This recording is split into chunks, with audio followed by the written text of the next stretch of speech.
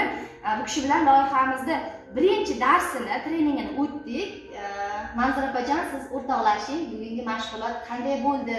Qanaqa bilimlar oldingiz? Qanaqa anglashlarni oldingiz? Bir o'rtoqlashingchi. Bugungi darsdan men shuni xulosa qildimki, avvalo odamzod o'zini o'zgartirish kerak ekan, fikrini o'zgartirish kerak ekan. Shundan o'yladimki, men birinchi darsdan o'zim ko'p narsalarga noto'g'ri qaragan ekanman. Noto'g'ri fikrlagan ekanman. Shuni anglab yetdimki, odamzod nimani niyat qilib, miyasiga nimani sindirsa, Allohim shuni berar ekan. Oldinlar faqat salbiy fikrda bo'larkanman. Men tarmoqli marketingga kirib, men ko'p narsaga hozir guvoh bo'laman. Tarmoqli marketingga nisbatan fikringiz o'zgardimi yo'qmi?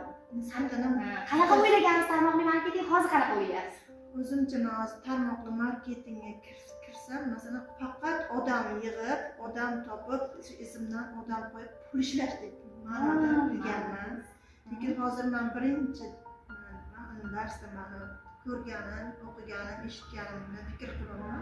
Avvalo odamzod bilimga ega bo'lishi kerak. Tushunchaga. Ana shu narsa kerak edi-da. Bizga birinchi darsimizda tarmoqli marketingda hamma odam to'plash va pul yig'ish deb o'ylashadi. Lekin aslida odamni qanday to'playsiz? Agar siz o'zingiz o'sha keladigan komandaga namuna bo'lmasangiz, ularga bir ilm bera olmasangiz, bir o'zingizning feelingizdan nimadir bir yaxshilikni yuqtira olmasangiz, sizga komanda kelmaydi.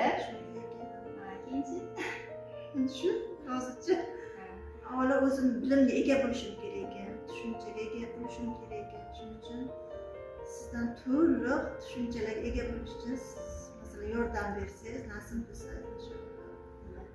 albatta birga ishlaymiz. Xudo xohlasa 3 oydan so'ng opam 6000 tovar-oborot qilib, Dubai sertifikatini rasmga tushib, mana shu kanallarga sizga ulashib boramiz va bundan tashqari har bitta trening jarayonimizda, har bitta mashg'ulotimizni sizga bo'lishib boramiz mana shu kanalda.